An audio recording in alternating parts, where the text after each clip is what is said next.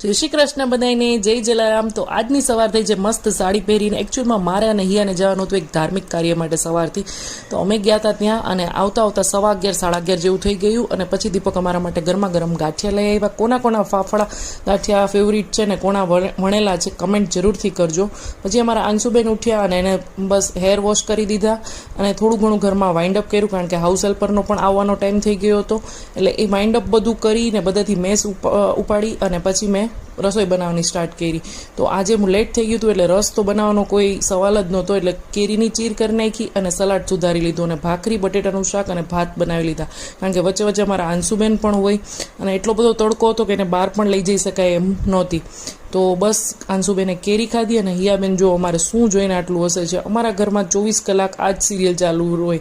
કોના ઘરે તારક મહેતા ખૂબ જોવાય છે એ પણ કમેન્ટ કરજો। બસ જો આ બની ગયું અમારું જમવાનું ફટાફટ। Thank you and